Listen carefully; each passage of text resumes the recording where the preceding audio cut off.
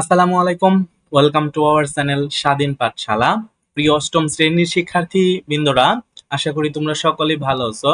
আজ আমি আলোচনা করব সপ্তমতম অধ্যায় 7.3.3 নিয়ে। নাও এখন রিড দ্য ফলোইং কনভারসেশন, নিচের কথোপকথনটি পড়ো।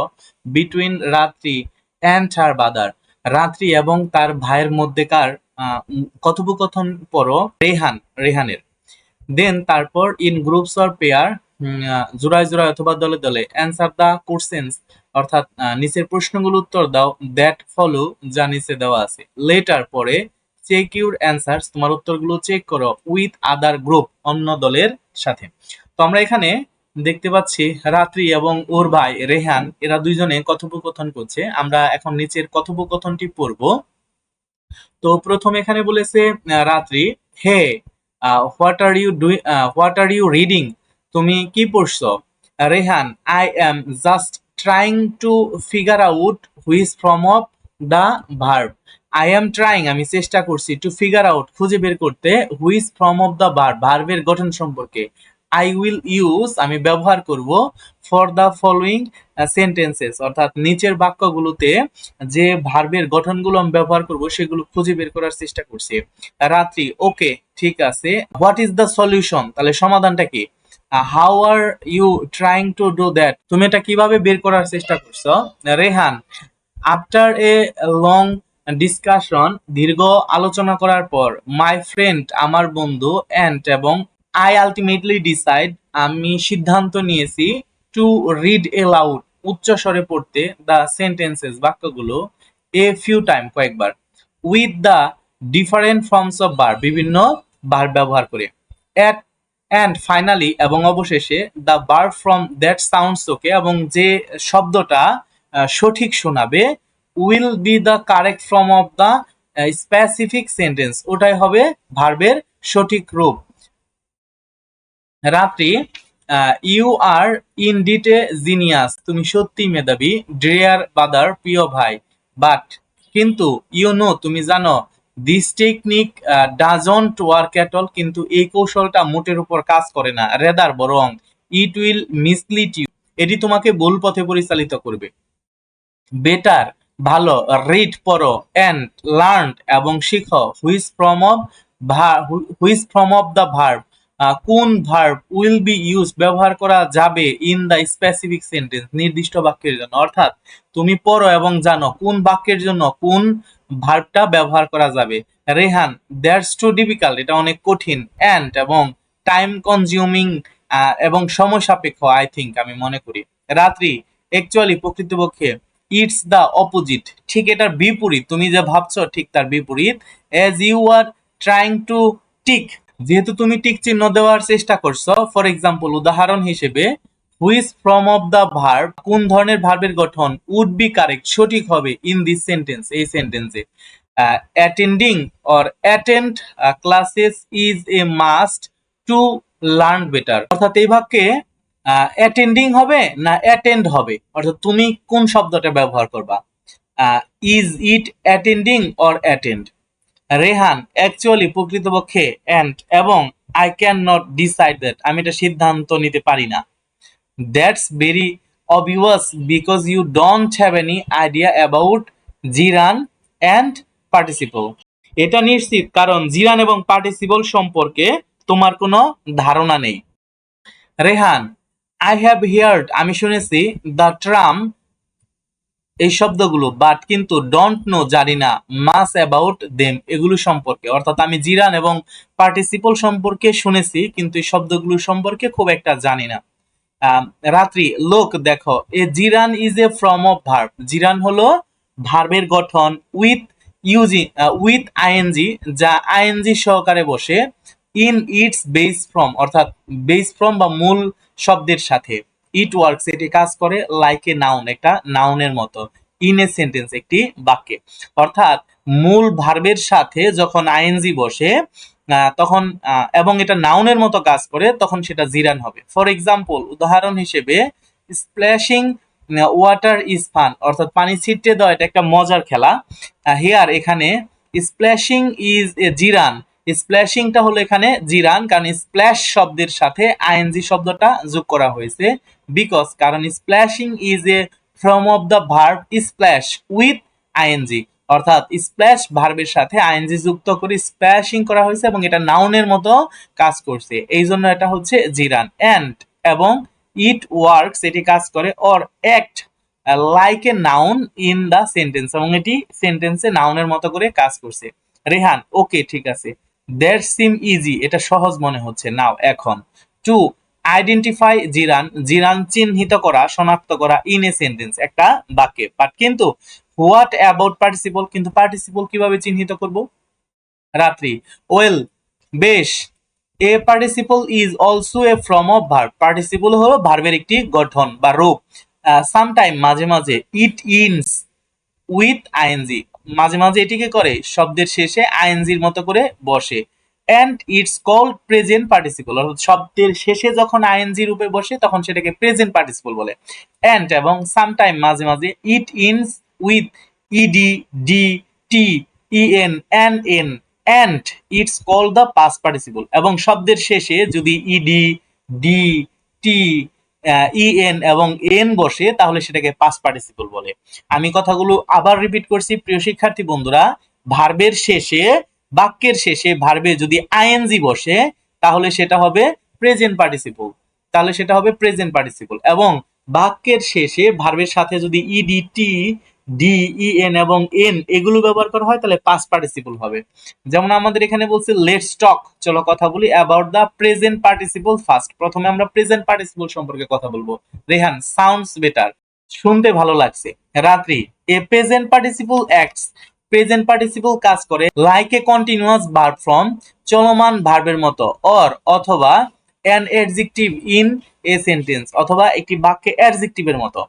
অ্যান্ড এবং ইউ নো তুমি জানো, অ্যান অ্যাডজেক্টিভ ডিসক্রাইব একটা অ্যাডজেক্টিভ বর্ণনা করে, অর অথবা মডিফাইস এ নাউন, অর্থাৎ নাউনে রূপান্তরিত হয়, অর অথবা প্রোনাউন প্রোনাউনে। ফর এক্সাম্পল যেমন I need a writing table, আমার একটা লেখার টেবিল দরকার, মানে আই নিড আমার প্রয়োজন, এ রাইটিং লিখার টেবল।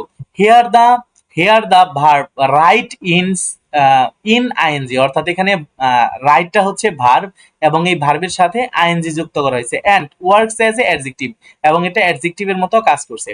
ইট ডিসক্রাইবস এটি বর্ণনা করছে the types of the table, অর্থাৎ টেবিলের ধরন সম্পর্কে এটা বর্ণনা করছে। নাও এখন ক্যান ইউ টেল তুমি কি বলতে পারো মি আমাকে অ্যান এক্সাম্পল একটা উদাহরণ of the present participle, present participle সম্পর্কে তুমি আমাকে একটা উদাহরণ দিতে পারো? রেহান ইয়েস, হ্যাঁ। ফর এক্সাম্পল উদাহরণ আই ক্যান সে, আমি বলতে পারি আই লাইক এক্সাইটিং স্পোর্টস, আমি উত্তেজনাপূর্ণ খেলাধুলা পছন্দ করি। Like cricket or boot race, অর্থাৎ ক্রিকেট অথবা নৌকা প্রতিযোগিতার মতো উত্তেজনামূলক খেলাগুলো ক্রিয়াগুলো আমি পছন্দ করি। হিয়ার এখানে exciting is a present participle and is working as a adjective, এখানে এক্সাইটিং হলো প্রেজেন্ট পার্টিসিপল এবং এটা অ্যাডজেক্টিভের মতো কাজ করছে, কারণ এখানে এক্সাইট শব্দটা হচ্ছে ভার্ব এবং ভার্বের সাথে যখন আইএনজি ব্যবহার করা হয়েছে তখন এটা অ্যাডজেক্টিভের মতো কাজ করছে। It describe the nature of a sports, এটা খেলাধুলার একটা প্রকৃতির কথা বর্ণনা করেছে। রাত্রি গ্রেট ভালো। সো লেটস টক চলো কথা বলি about past participle, past participle সম্পর্কে এখন কথা বলবো। আই হ্যাভ অলরেডি টোল্ড, আমি তোমাকে ইতিমধ্যে বলেছি, you that it also a form of verb, এটাও ভার্বের একটা রূপ। That ends with E D D T E N and N, অর্থাৎ এগুলো ভার্বের শেষে ব্যবহৃত হয়। It also act like an adjective, এটাও অ্যাডজেক্টিভের মতো কাজ করে ইন এ সেন্টেন্স একটি বাক্যে। ফর এক্সাম্পল উদাহরণ হিসেবে ইউ ক্যান সে তুমি বলতে পারো ডোন্ট ড্রিঙ্ক পান করো না পলিউটেড ওয়াটার দূষিত পানি। এইখানে পলিউট শব্দটা হচ্ছে ভার্ব এবং তার সাথে ইডি যোগ করা হয়েছে, অর্থাৎ এটা হচ্ছে পাস্ট পার্টিসিপল। হিয়ার এখানে polluted is an example of a past participle as it describe to condition of the water, এটি বর্ণনা করছে পানির অবস্থাকে, অর্থাৎ দূষিত অবস্থাকে, অর্থাৎ পানিটা কেমন দূষিত। সো এটা হচ্ছে অ্যাডজেক্টিভ এবং দূষিত পানি এটা পাস্ট পার্টিসিপল। সুতরাং ইউ সি তুমি দেখো both writing and polluted are two different form of verb, অর্থাৎ দুটি ভিন্ন ভার্বের রূপ, এন্ড ওয়ার্ক এস অ্যাডজেক্টিভ, এবং উভয়টি অ্যাডজেক্টিভের মতো কাজ করেছে ইন এ সেন্টেন্স, একটি বাক্যে। সো সুতরাং দে আর কল্ড পার্টিসিপল, এবং এগুলোকেই পার্টিসিপল বলা হয়। Rihan, I got my answer, আমি আমার উত্তর পেয়ে গেছি, বাট কিন্তু what about the next one, কিন্তু পরেরটা নিয়ে কি বলবে? রাত্রি, to get the correct form of verb, ভার্বের সঠিক রূপ পেতে ইন দিস সেন্টেন্স, এই সেন্টেন্সে ইউ হ্যাভ টু নো, তোমাকে জানতে হবে infinitive and it's use, infinitive সম্পর্কে জানতে হবে এবং এর ব্যবহার সম্পর্কে জানতে হবে। And infinitive is the base form, infinitive হলো মূল রূপ, মূল রূপ অফ এ ভার্ব, ভার্বের। But it has different function, কিন্তু এর অনেকগুলো কাজ রয়েছে। বিসাইডস, এছাড়াও, উই পুট অথবা রাইট, আমরা রাখতে পারি অথবা লিখতে পারি টু, টু শব্দটা লিখতে পারি before the base form of the most infinitive verb, অধিকাংশ ভার্বের পূর্বে আমরা ইনফিনিটিভ শব্দটা ব্যবহার করি। হোয়েন, যখন, সামটাইম, মাঝে মাঝে, the to is dropped, then, মাঝে মাঝে টু শব্দটা বাদ পড়ে, it's called a bare infinitive, যদি কখনো টু শব্দটা বাদ পড়ে তাকে বেয়ার ইনফিনিটিভ বলে। The infinitive is use without to after certain verb like bid, let, make, see, hear, need, dare, help, etcetera, অর্থাৎ টু শব্দটা বাদ রেখে এই শব্দগুলো ব্যবহার করা হয়, অর্থাৎ এই শব্দগুলো যখন ব্যবহার করা হয় তখন এই টু শব্দটা ব্যবহার করা হয় না, তার মানে এগুলো হচ্ছে বেয়ার ইনফিনিটিভ হয়। The bare infinitive is also used after the verb will, would, shall, should, may, might, can, could, be, and must, অর্থাৎ এগুলোর পরে the bare infinitive টি ব্যবহার করা হয়, অর্থাৎ টু ব্যবহার করা হয় না এগুলোর পরে। is it too much for a day, একদিনে কি বেশি হয়ে যাচ্ছে না? এখানে আমাদের যে কথাটা বলেছে সেটা হচ্ছে টু শব্দটি যখন বসে, কোনো মূল ভার্বের পূর্বে যখন টু বসে সেটা ইনফিনিটিভ হবে। যেমন আমরা এখানে একটি শব্দ বলি, যেমন হচ্ছে I I want I want to eat, আমি খেতে চাই। খেয়াল করো এখানে ওয়ান্ট এটা হচ্ছে মূল ভার্ব এবং এইখানে ইট এইটাও ভার্ব, কিন্তু এইখানে এই ইটের পূর্বে আমরা টু শব্দটি ব্যবহার করেছি। এই যে ভার্বের পূর্বে, মানে অর্থাৎ বি ওয়ান মূল ভার্ব বেস ফর্মের পূর্বে যখন টু ব্যবহার করা হয়, অর্থাৎ প্রথমে একটা ভার্ব থাকবে তারপরে আরেকটি ভার্ব থাকবে, অর্থাৎ পরপর দুইটা ভার্ব থাকবে। এই পরপর দুইটি ভার্ব হলে তার পূর্বে অর্থাৎ দ্বিতীয় ভার্বের পূর্বে টু যোগ করতে হয় এবং এটা টু যোগ করলে এটা ইনফিনিটিভ ভার্ব হবে। তো আমাদের এখানে আরেকটা কথা বলছে, সেটা হচ্ছে অনেক সময় এই টু শব্দটা বসে না, টু শব্দটা না বসলেও দুটি ভার্ব পাশাপাশি বসতে পারে, সেটাও ইনফিনিটিভ হবে যদি সেখানে আমরা এখানে যেমন ইট বলছে, এখানে আমরা যেমন এখানে সি শব্দটা দেওয়া আছে আমাদের সি, যেমন বিড, লেট, মেক, সি, হেয়ার, এগুলো যেমন আই ওয়ান্ট সি, আমি দেখতে চাই, আই ওয়ান্ট টু সি হবে না, আই ওয়ান্ট সি, আমি দেখতে চাই। তো এইটাও, এই সিটাও এখানে হচ্ছে ইনফিনিটিভ ভার্ব, কারণ এখানে এই যে যে শব্দগুলো দেওয়া আছে আমাদের এখানে বিড, লেট, মেক, সি, হেয়ার, এই শব্দগুলো পূর্বে টু বসে না, এটাকে বলে বিয়ার ইনফিনিটিভ। আবার এখানে যেটা ব্যবহার করছে যেমন উইল, শুড, শ্যাল, উড, মে, মাইট, এগুলোর পূর্বেও কি করে না, টু ব্যবহার করা হয় না, অর্থাৎ এগুলো বিয়ার ইনফিনিটিভ হয়। এই ছিল হচ্ছে আমাদের ইনফিনিটিভ। প্রিয় শিক্ষার্থী বন্ধুরা, আশা করি তোমরা বুঝতে পেরেছো। তারপর আমাদের বলেছে রেহান, নট এট অল, না মোটের উপর নয়, আই এম এনজয়িং ইট, আমি এটি উপভোগ করছি, প্লিজ গো অন, দয়া করে চালিয়ে যাও, রাত্রি, দ্যাটস গ্রেট, এটা ভালো, রিমেম্বার, মনে রেখো, that an infinitive can not be a main verb, কিন্তু একটা ইনফিনিটিভ কখনোই মেইন ভার্ব হতে পারে না।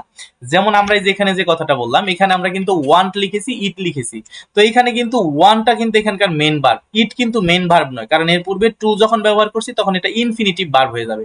তার মানে এই বাক্যের দুইটা ভার্ব, একটা হলো ইনফিনিটিভ ভার্ব, একটা হলো মেইন ভার্ব, আর মেইন ভার্বটা হলো ওয়ান্ট অর্থাৎ চাওয়া। এই কথাটা এখানে আমাদের বলেছে যে হচ্ছে ইনফিনিটিভ কখনো বাক্যের মেইন ভার্ব হতে পারে না। ফর এক্সাম্পল, উদাহরণ হিসেবে পাচ্ছি, আই ওয়ান্ট টু ইনভাইট, আমি তোমাকে দাওয়াত দিতে চাই, অল মাই ফ্রেন্ডস, আমি আমার সকল সকল বন্ধুদের দাওয়াত দিতে চাই, টু মাই বার্থডে পার্টি, আমার জন্মদিনে। হিয়ার, এখানে, বিফোর ইনভাইট, ইনভাইটের পূর্বে, খেয়াল করে যে ইনভাইটের পূর্বে টু শব্দটা ব্যবহার করা হয়েছে, তার মানে এই টু ইনভাইট শব্দটা হচ্ছে ইনফিনিটিভ এবং এখানে ওয়ান শব্দটা হচ্ছে main verb. To has been used, এখানে টু ব্যবহার করা হয়েছে। ইট ইজ অ্যান এক্সাম্পল, এটা একটি উদাহরণ for an infinitive verb, infinitive ভার্বের। অন দ্য আদার হ্যান্ড, অপরদিকে let the new girl introduce herself, এখানে let the new girl introduce herself অর্থাৎ চলো নতুন বালিকার সাথে পরিচয় করি। হেয়ার এখানে ইন্ট্রোডিউস পরিচয় করিয়ে দেওয়া, এটা হচ্ছে is an example of A bare infinitive, অর্থাৎ এখানেও হচ্ছে এটা বেয়ার ইনফিনিটিভ ভার্ব। বিকজ কারণ ইউ ক্যান নট সে, তুমি বলতে পারো না late the new girl to introduce, এখানে টু শব্দটা ব্যবহার করা যাবে না। হারসেলফ, ইফ ইউ ইউজ, যদি তুমি ব্যবহার করো টু বিফোর ইন্ট্রোডিউস, অর্থাৎ ইন্ট্রোডিউস এর পূর্বে যদি তুমি টু ব্যবহার করো, it won't B A correct sentence, তাহলে এটা সঠিক বাক্য হবে না। সুতরাং ইন দিস সেন্টেন্স, এই বাক্যে introduce is a bare infinitive verb, অর্থাৎ ইন্ট্রোডিউস হচ্ছে একটি infinitive bare infinitive verb. Have you got the idea, তুমি কি ধারণাটা বুঝতে পেরেছো? রেহান, ফেয়ার এনাফ, খুব সুন্দর। নাও, এখন I feel much more confident, এখন আমি অনেক আত্মবিশ্বাসী। To choosing the correct form of verb, ভার্বের সঠিক রূপ বাছাই করার জন্য। That is gerund participle and infinitives in different sentence, এবং সেটা হচ্ছে জিরান পার্টিসিপল এবং ইনফিনিটিভস, যদি এটা ভিন্ন ভিন্ন বাক্য হয় তবুও আমি এটা বের করতে পারবো। Thank you so much dear sister, প্রিয় বোন তোমাকে ধন্যবাদ। Ratri, it's okay, always for you, আমি সর্বদা তোমার জন্য আছি। এই ছিল হচ্ছে আমাদের কনভারসেশনটি।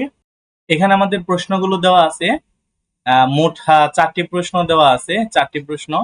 আমরা 4টি প্রশ্নের উত্তরে লিখবো। এখানে আমাদের একটা সিমিলার এবং ডিসিমিলার লিখতে বলেছে। আমরা সরাসরি চলে যাচ্ছি উত্তরে। প্রিয় শিক্ষার্থী বন্ধুরা, আমাদের 1 নাম্বার প্রশ্ন আমাদের বলছে হুইচ পার্টস অফ স্পিচ, কোন পার্টস অফ স্পিচ আর the base form of gerund, অর্থাৎ জিরানের জন্য কোন পার্টস অফ স্পিচ ব্যবহার করা হয়, পার্টিসিপলের জন্য অ্যান্ড ইনফিনিটিভ, অর্থাৎ এই তিনটার জন্য কোন পার্টস অফ স্পিচ ব্যবহার করা হয়। তো পার্টস অফ স্পিচের দিক থেকে আমরা জানি পার্টস অফ স্পিচ 8 প্রকার: noun, pronoun, adjective, verb, adverb, preposition, conjunction এবং ইন্টারজেকশন। সো জিরান পার্টিসিপল এবং হচ্ছে ইনফিনিটিভের জন্য ভার্ব পার্টস অফ স্পিচটি ব্যবহার করা হয়। 2 নম্বরে আমাদের বলা আছে what are the parts of speech they act like an sentence, they act like an sentence, তারা বাক্যে কেমন করে কাজ করে, কোন ধরনের কাজ করে। আর আর what are the parts of speech, অর্থাৎ পার্টস অফ স্পিচ হিসেবে কোন পার্টস অফ স্পিচ হিসেবে তারা কাজ করে। সো এই যে আমরা এখানে যেটা পাচ্ছি, জিরান, পার্টিসিপল এবং ইনফিনিটিভ, এগুলো সেন্টেন্সে কোন পার্টস অফ স্পিচ হিসেবে কাজ করে সেটা আমাদের বলতে হবে। এখানে বলছে এ জিরান অ্যাক্ট লাইক এ নাউন, অর্থাৎ একটি জিরান নাউনের মতো কাজ করে। এ participle work like an adjective and adverb, অর্থাৎ পার্টিসিপল অ্যাডজেক্টিভ এবং অ্যাডভার্বের মতো কাজ করে। অ্যান্ড এবং an infinitive act as noun, adjective and adverb, অর্থাৎ ইনফিনিটিভ, নাউন, অ্যাডজেক্টিভ এবং অ্যাডভার্বের মতো করে কাজ করে। অর্থাৎ এই তিনটি পার্টস অফ স্পিচের কেমন করে কাজ করে, কোন পার্টস অফ স্পিচে কাজ করে সেটাই আমাদের জানতে চেয়েছিল। তো আমরা অলরেডি উত্তর দিয়ে ফেলেছি। তারপরে আমরা 3 নম্বরে আমরা দেখতে পাচ্ছি, 3 নম্বরে আমাদের বলেছে have you found any similarities and dissimilarities, অর্থাৎ কোন সিমিলারিটিস, কোন মিল খুঁজে পাচ্ছ, or difference among the 3 grammar points. এই যে 3টি গ্রামার পয়েন্ট আমরা যেটা পাচ্ছি সেটা হচ্ছে জিরান, পার্টিসিপল এবং ইনফিনিটিভ, এই 3টির মধ্যে কি কোনো মিল খুঁজে পাচ্ছ? ইফ ইয়েস, যদি হ্যাঁ হয়, হোয়াট আর দে, সেগুলো কি? তো আমরা প্রথমে মিলগুলো দিব। তো অ্যান্সার হচ্ছে সিমিলারিটিস, তাদের মিল হচ্ছে বেস ফর্ম আর সেম, তাদের বেস ফর্ম গুলো সেম, সেটা হচ্ছে প্রেজেন্ট টেন্স, অর্থাৎ মূল ভার্বে বসে, প্রেজেন্ট টেন্সে বসে, তার মানে মূল ভার্বে বসে তাদের base form same. They are not changed according to the tense and subject, অর্থাৎ তারা টেন্স এবং সাবজেক্ট অনুসারে চেঞ্জ হয় না, তার মানে সবসময় প্রেজেন্ট টেন্সই থাকে। এটা ছিল আমাদের সিমিলারিটিস। এই পর্যায়ে আমরা দেখব ডিসিমিলারিটিস, অর্থাৎ অমিলগুলো কি কি। তো অমিলগুলো হচ্ছে দেয়ার ফরমেশন আর ডিফারেন্ট, মানে তাদের গঠনগুলো হচ্ছে ভিন্ন ভিন্ন, অর্থাৎ জিরানের গঠন আলাদা, তার ইনফিনিটিভের গঠন আলাদা, পার্টিসিপলের গঠন আলাদা, তাদের গঠনগুলো আলাদা আলাদা। 2 নম্বরে বলছে দেয়ার ফাংশন আর ডিফারেন্ট, তাদের কাজও আলাদা আলাদা, যেহেতু তারা আলাদা রকম গঠন এবং আলাদা আলাদা কাদের কাজ, এই ছিল হচ্ছে অমিল। তারপরে 4 নম্বর প্রশ্ন আমরা দেখতে পাচ্ছি ফাইন্ড 5 সিচুয়েশন অর এক্সাম্পল, 5টি উদাহরণ দাও in which you will use a gerund, অর্থাৎ যেটি তুমি একটা জিরান হিসেবে ব্যবহার করবে, participle and an infinitive verb in your everyday life, অর্থাৎ দৈনন্দিন জীবনে তুমি তোমার জি রান, পার্টিসিপল এবং ইনফিনিটিভ যে ব্যবহার করো তার 5টি উদাহরণ দাও। তো এখানে আমার 5টি উদাহরণ আছে। প্রথমে বলছে swimming is a good form of exercise. তো এটা হচ্ছে আমার জিরান মূলক একটি বাক্য, যে সাঁতার একটি ভালো প্র্যাকটিস বা অনুশীলন। এখানে আমি সুইমিং শব্দটা লিখেছি, তার মানে সুইমিং প্রথমে ভার্বের সাথে আইএনজি করা আছে, সুইম প্লাস আইএনজি, সুইমিং, অর্থাৎ এটা নাউনের মতো কাজ করেছে, তার মানে হচ্ছে এটা জিরান। তারপরে কি বলছে, সাকিব ইজ রিডিং, সাকিব পড়ছে এ নিউজ পেপার, একটি খবরের কাগজ। তার মানে এখানে হচ্ছে ভার্বের সাথে আইএনজি করা আছে, মূল ভার্বের সাথে আইএনজি, এটা হচ্ছে পার্টিসিপল। তারপরে কি হচ্ছে, টু স্টাডি, পড়াশোনা করতে, তো স্টাডির পূর্বে টু দেওয়া আছে, তো এটা হচ্ছে ইনফিনিটিভ।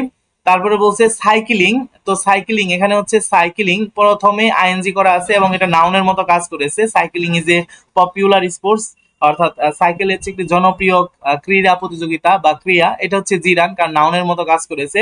তারপর হচ্ছে হোয়াট আই লাইক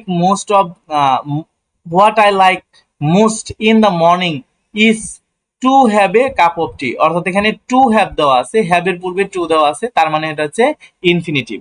এই ছিল হচ্ছে 5টি বাক্য। প্রিয় শিক্ষার্থী বন্ধুরা, আশা করি তোমরা সকলেই বুঝতে পেরেছো। আজ আমি এখানে বিদায় নিচ্ছি। ধন্যবাদ সবাইকে। আসসালামু আলাইকুম।